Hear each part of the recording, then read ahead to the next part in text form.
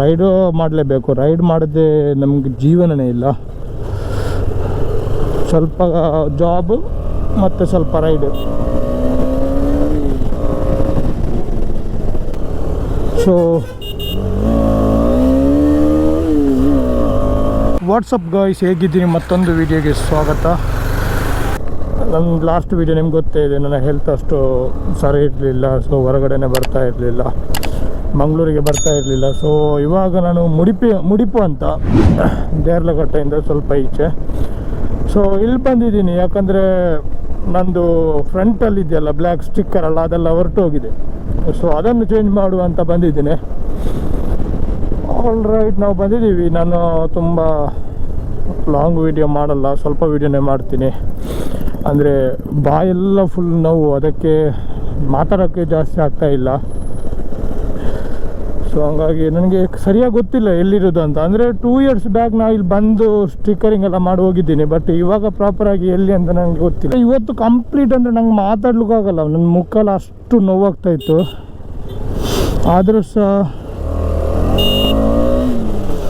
ಆದರೂ ಸಹ ಫುಲ್ಲು ಏನು ಗೊತ್ತಿಲ್ಲ, ಹಂಗೆ ಬಂದುಬಿಟ್ಟಿದ್ದೀನಿ ನಾನು.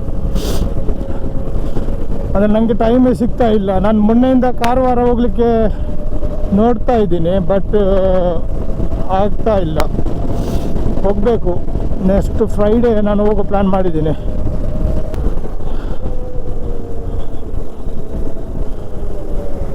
ಮುಂದುಗಡೆ ಅನಿಸುತ್ತೆ. ನಮಗೆ ಪೆಟ್ರೋಲ್ ಇಲ್ಲ, ಪೆಟ್ರೋಲ್ ಹಾಕಿಸ್ಬೇಕು. ಹಂಗೆ ಬೈಕ್ ವಾಶ್ ಮಾಡಬೇಕು. ಮಳೆ ಇವರು ಏನು ಕೇರಳದಲ್ಲಿ ಇವಾಗ ಮಳೆಗಾಲ ಥರನೇ ಇದೆ. ನೈಟ್ ಹೊತ್ತು ಫುಲ್ ಮಳೆ, ನಿನ್ನೆ ಸಿಡಿಲು ಮಳೆ.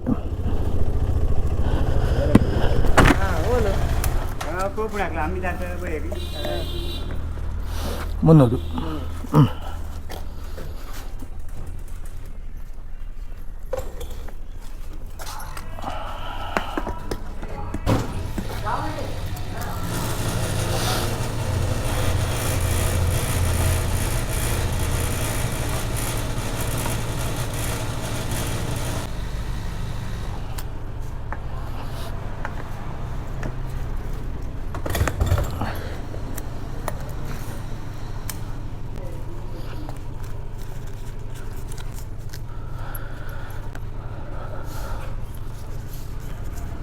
Thank you.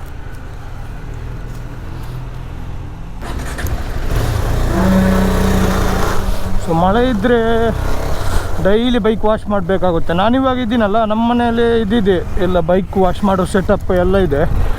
ಆದರೂ ಸಹ ಮಳೆ ಬಂದರೆ ಡೈಲಿ ಮತ್ತೆ ಹಂಗೆ ಕೆಸರು ಹಂಗೆ ಆಗುತ್ತೆ.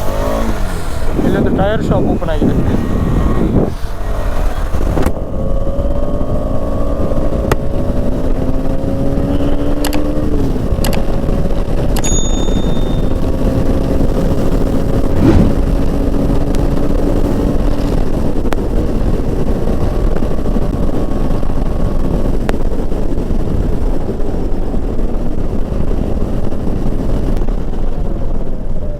ಅಂದರೆ ಏನು ಗೊತ್ತಾ, ನಾನಿವಾಗ ಬಂದದ್ದು ಬಂದುಬಿಟ್ಟು ಮುಡಿಪು ಅಂತ. ಸೊ ಮುಡಿಪು ಇದು. ಸೊ ಮುಡಿಪು ಇಲ್ಲಿದ್ದು ಹೈವೇ ಈ ಥರ ರೋಡೆಲ್ಲ ಇಷ್ಟು ಚೆನ್ನಾಗಿ ಮಾಡಿದ್ದಾರೆ ಅಂತ. 2 ಸೈಡಲ್ಲಿ ಆಚೆಯಿಂದ ಬರೋದು ಈಚೆಯಿಂದ ಹೋಗೋದು ಒಳ್ಳೆ ಸಖತ್ತಾಗಿದೆ. ಐ ಥಿಂಕ್ ಮಂಗಳೂರಲ್ಲಿ ಸ್ವಲ್ಪ ಬೆಟರ್ ಆಗಿರೋ ಒಂದು ರೋಡ್ ಅಂದರೆ ಇದೇ ಅನಿಸುತ್ತೆ ನನಗೆ.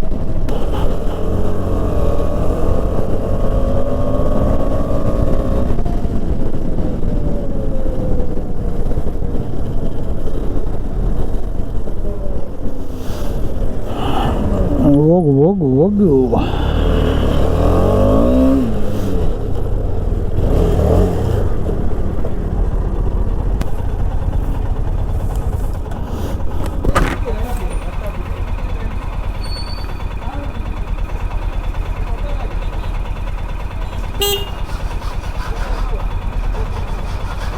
ಕರೆಂಟ್ ಬಂದಿಟ್ಲೆ. ಹಾಂ,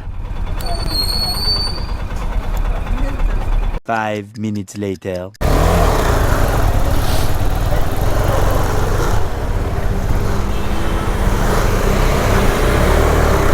ಸಾಯಿಲೆ, ಕರೆಂಟೇ ಇಲ್ಲ.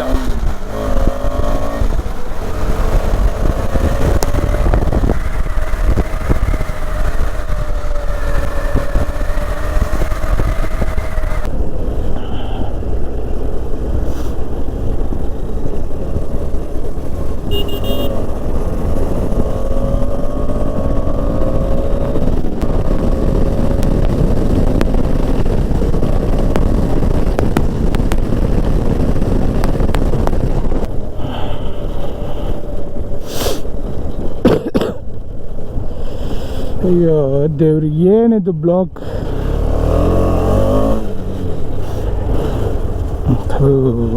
ಈ ಥರದೊಂದು ರೋಡಲ್ಲಿ ಈ ಥರ ಇದ್ದರೆ ಒಂದು ಟಿಪ್ಪರ್ ಏನಾದರೂ ಬಂದಾಗ ಮತ್ತು ಫುಲ್ಲು ಬ್ಲಾಕ್ ಆಗುತ್ತೆ. ಎಷ್ಟು ಹಳ್ಳ, ಒಂದೆರಡಲ್ಲ, ಫುಲ್ ಹಳ್ಳನೇ.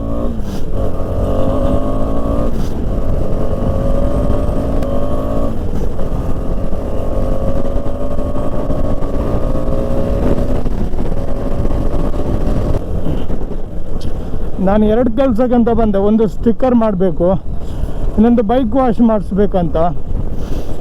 ಸೊ 2 ಕೆಲಸನಾಗಿಲ್ಲ, ಯಾಕಂದರೆ ಕರೆಂಟ್ ಇಲ್ಲ. ಒಂದು ಕಡೆ ಕರೆಂಟ್ ಇಲ್ಲ, ಇನ್ನೊಂದು ಕಡೆ ಕರೆಂಟ್ ಇತ್ತು, ಅದರಲ್ಲಿ ತುಂಬ ರಶ್. 2-3 ಬೈಕಲ್ಲಿ ಹಾಗೆ ಪೆಂಡಿಂಗ್ ಇತ್ತು. ಸೊ ಇನ್ನೊಂದು ದಿವಸ ಬರುವ ಅಂದರೆ ಇವತ್ತು ಇಲ್ಲಿಗೆ ನನಗೆ ಬೇರೆ ಪರ್ಸನಲ್ ವಿಷಯ ಬರಲಿಕ್ಕಿತ್ತು. ಸೊ ಅದೇ ಒಂದರಲ್ಲಿ ಇದು ಕೆಲಸ ಆದರೆ ಚಲೋ ಅಂತ ನಾನು ಏನು ಮಾಡಿದೆ, ನೋಡಿದೆ. ಬಟ್ 2 ಆಗಿಲ್ಲ.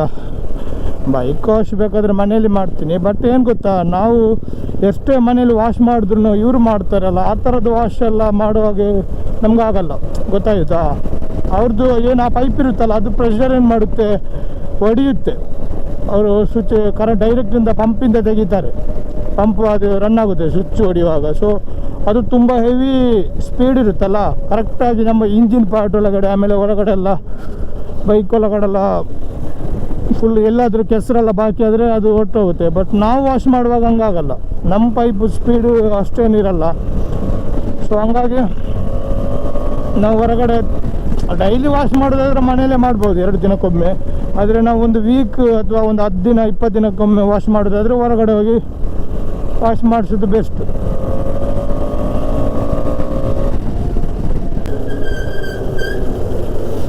ನಾವು ಇವಾಗ ಕಾರವಾರ ಯಾಕೆ ಹೋಗ್ತಾ ಇಲ್ಲ ಅಂದರೆ, ನಮ್ಗೆ ಇವಾಗ ಫುಲ್ ರೆಸ್ಟಲ್ಲಿ ಊರಲ್ಲೇ ಇದ್ದೀನಿ. ಸೊ ಹಂಗಾಗಿ ನಾನು ಮೊನ್ನೆ ಫ್ರೈಡೇ ಹೋಗುವಂತ ಅಂದ್ಕೊಂಡಿದ್ದೆ. ಹೋಗಿ ಅವತ್ತೇ ಬರಬೇಕು. ಯಾಕಂದರೆ ನಂದಲ್ಲಿ ರೂಮ್ ಇದೆಯಲ್ಲ, ರೂಮ್ ನಾನು ಇದು ಮಾಡ್ತಾಯಿದ್ದೀನಿ, ಖಾಲಿ ಮಾಡ್ತಾಯಿದ್ದೀನಿ. ಸುಮ್ಮನೆ ನಾನು ಮನೇಲಿದ್ದರೆ ಅಲ್ಲಿ ಬಾಡಿಗೆ ಕೊಡಬೇಕು. ನಂಗೆ ಇವಾಗ ಬೇಗ ಕಾರವಾರಕ್ಕೆ ಹೋಗ್ಲಿಕ್ಕೆ ಅಂತೂ ಆಗಲ್ಲ. ಸೊ ಇನ್ನೂ ಅಲ್ಲಿ ಅಂಗಡಿ ನೋಡ್ಕೊಳ್ಳಿಕ್ಕೆ ಬೇರೆ ಜನ ಇದ್ದಾರೆ, ನೋಡ್ಕೊಂಡಿರ್ತಾರೆ. ನಾವು ಇಲ್ಲಿ ಸ್ವಲ್ಪ ರೆಸ್ಟ್ ಮಾಡಿ ನಾನು ಮತ್ತೆ ಬೇರೆ ಹೋಗ್ತೀನಿ ಅಂತ.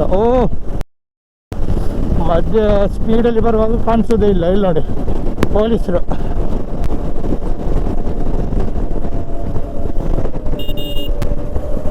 ಏನು ಆಟ ಆಡ್ತಾ ಇದ್ದಾರೆ, ತಲೆನೇ ಸರಿ ಇಲ್ವಾ? ಸಡನ್ನೇ ಹಿಂಗೆ ಬಂದರು.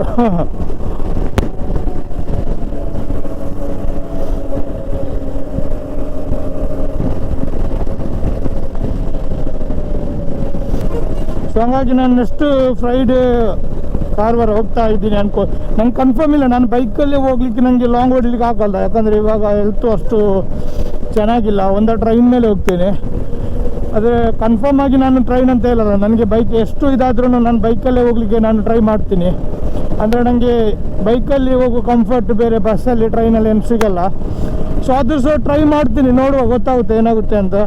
ನಾನು ವೀಡಿಯೋ ಮಾಡಲ್ಲ ನನಗೆ, ಅಂದರೆ ನೀವು ಅಫ್ಕೋರ್ಸ್ ನಿಮ್ಗೆ ಗೊತ್ತಿದೆ ಕಾರವಾರ ಎಲ್ಲ ಹೋಗೋದನ್ನ 2-3 ಸಲ ಮಾಡಿದ್ದೀನಿ ವೀಡಿಯೋ.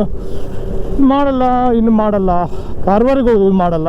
ಮತ್ತು ಬಂದು ಬೆಂಗಳೂರಿಗೆ ಹೋಗ್ಲಿಕ್ಕಿದೆ ನನಗೆ. ಆಮೇಲೆ ನಾವು ಈ ಮಂತ್ ಲಾಸ್ಟಲ್ಲಿ ಊಟಿ ಮಡಿಕೇರೆಲ್ಲ ಒಂದು ಟ್ರಿಪ್, ದೊಡ್ಡ ರೈಡ್ ಹೋಗ್ತಾ ಇದ್ದೀವಿ ನಾನು ಮತ್ತು ನಮ್ಮ ಕಸಿನ್ಸ್ ಎಲ್ಲ. ಸೊ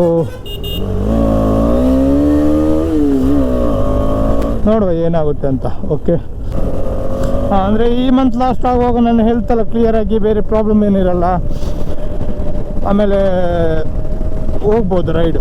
ಯಾಕಂದರೆ ಇವಾಗ ಅಂದರೆ ನೀವು ಹೇಳಿದರೆ ನಂಬಲ್ಲ, ನನಗೆ ಡೈಲಿ ನಿದ್ದೆ ಬರಬೇಕಾದ್ರೆ ನಾನು ನಿದ್ದೆ ಟ್ಯಾಬ್ಲೆಟ್ ತೆಗಿಲೇಬೇಕು, ಇಲ್ಲಾಂದರೆ ನಿದ್ದೆ ಬರಲ್ಲ.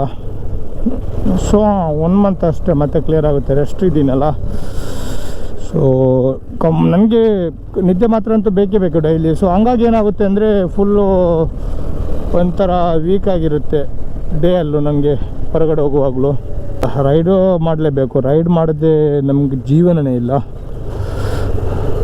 ಸ್ವಲ್ಪ ಜಾಬ್ ಮತ್ತು ಸ್ವಲ್ಪ ರೈಡು.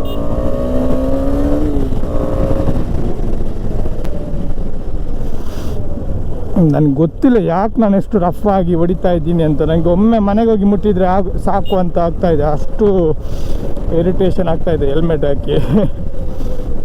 ಅದಕ್ಕೆ ನಾನು ಇಲ್ಲಾದ್ರೆ ಇಷ್ಟೆಲ್ಲ ಇದರಲ್ಲಿ ಹೊಡಿಯಲ್ಲ ನಾನು ಸ್ಪೀಡಾಗಿ, ಅಂದರೆ ಹೋಗ್ತೀನಿ ಬಟ್ ಈ ಥರ ಎಲ್ಲ ರೋಡಿಗೆಲ್ಲ ಹೊಡಿಯಲ್ಲ. ಬಟ್ ಇವತ್ತು ಗೊತ್ತಿಲ್ಲ ನನಗೆ, ಯಾಕೆ ಗೊತ್ತಿಲ್ಲ, ಹೆಲ್ಮೆಟ್ ಹಾಕಿ ನಾವು ಬಂದಿದ್ದೀನಿ ಮನೆಯಿಂದ ಹೊರಗಡೆ. ಇವಾಗ ಒಮ್ಮೆ ಮನೆಗೆ ಹೋಗಿ ಮುಟ್ಟಿದ್ರೆ ಸಾಕು ಅಂತ ಆಗ್ತಾಯಿದೆ. ಅಷ್ಟು ಏನೋ ಒಂಥರ ಮೈಂಡೆಲ್ಲ ಒಂಥರ ಆಗ್ತಾಯಿದೆ.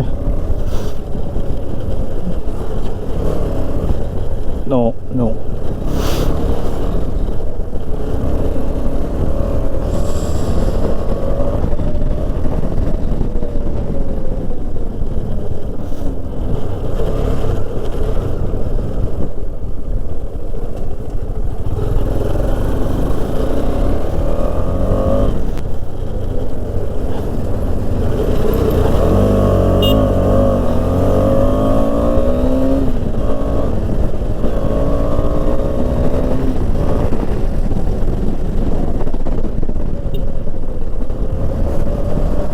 ಸೊ ಹಿಮಾಲಯ 450 ಲಾಂಚ್ ಆಗ್ತಾ ಬಂತು, ಲಾಂಚ್ ಆಗಿದೆ. ಕೆಲವೆಲ್ಲ ರೋಡಿಗೆಲ್ಲ ಬಂದದ್ದು ನಾನು ನೋಡಿದ್ದೀನಿ.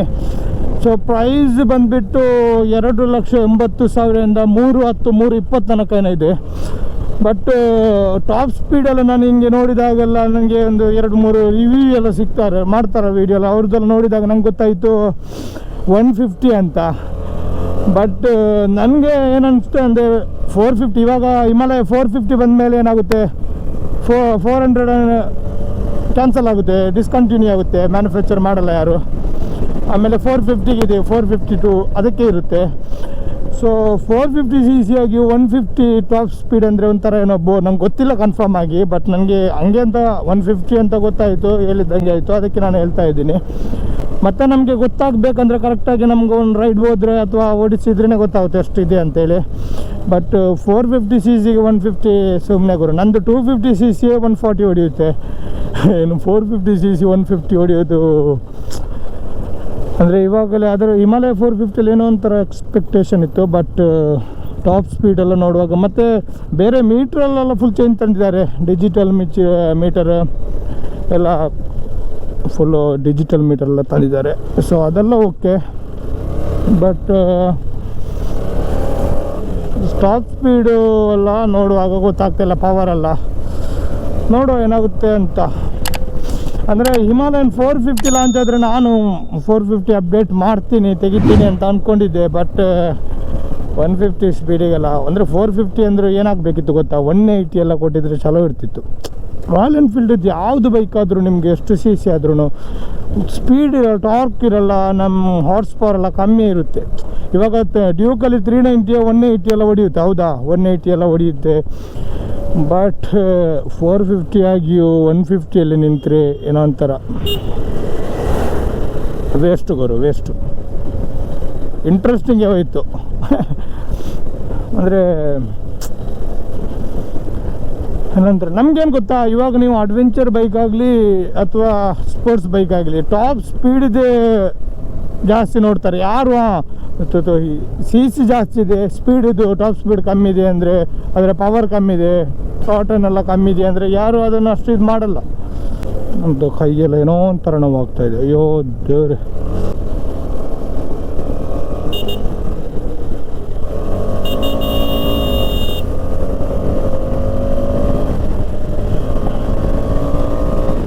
ಅಂದರೆ ನನ್ನ ಪ್ಲ್ಯಾನ್ ಏನಿತ್ತು ಅಂದರೆ, ಇಲ್ಲಿ ಸ್ಟಿಕ್ಕರ್ ಎಲ್ಲ ಇದೆಯಲ್ಲ, ಇದೆಲ್ಲ ಅರ್ಧೋಗಿದೆ, ನಿಮಗೆ ಕಾಣ್ತಾ ಇದೆ ಗೊತ್ತಿಲ್ಲ, ಅದನ್ನೆಲ್ಲ ಚೇಂಜ್ ಮಾಡಬೇಕು. ಆಮೇಲೆ ನಮ್ಮದು ಟ್ಯಾಂಕಲ್ಲಿ ಫುಲ್ಲು ಸ್ಟಿಕ್ಕರಿಂಗ್ ಎಲ್ಲ ಮಾಡೋ ಪ್ಲ್ಯಾನಲ್ಲಿ ಇದೆ, ಸ್ವಲ್ಪ ಮಾಡಿಫಿಕೇಷನ್ ಎಲ್ಲ ಮಾಡುವ ಅಂತೇಳಿ. ಸೊ ಹಂಗಾಗಿ ಎರಡೂ ಆಗಿಲ್ಲ, ಇದೆಲ್ಲ ಫುಲ್ಲು ಇಲ್ಲಿಗೆಲ್ಲ ಮತ್ತು ಸ್ಟಿಕ್ಕರ್ ಮಾಡಬೇಕು ಅಂತ ಇದ್ದೆ. ಸೊ ಹಾಗೆಲ್ಲ ಪರವಾಗಿಲ್ಲ, ನೋಡೋಣಷ್ಟೇ. ಇವಾಗ ಊರಲ್ಲೇ ಇದ್ದೀನಲ್ಲ, ಟೈಮ್ ಬೇಕಾದಷ್ಟು ಇದೆ, ಯಾವಾಗ ಬೇಕಾದರೂ ಹೋಗ್ಬೋದು. ಸೊ ಐ ಹೋಪ್ ನಿಮ್ಗೆ ಇಷ್ಟ ಆಯಿತು ಅನ್ಕೋತೀನಿ. ಇಷ್ಟ ಆದರೆ ಲೈಕ್ ಮಾಡಿ, ಇಲ್ಲಾದರೆ ಡಿಸ್ಲೈಕ್ ಮಾಡಿ. ನಾವು ನೆಕ್ಸ್ಟ್ ರೈಡ್ ಅಥವಾ ನೆಕ್ಸ್ಟ್ ವೀಡಿಯೋದಲ್ಲಿ ಬರ್ತಾ ಇರ್ತೀನಿ. ಅಲ್ಲಿ ತನಕ ಬಾಯ್ ಬಾಯ್.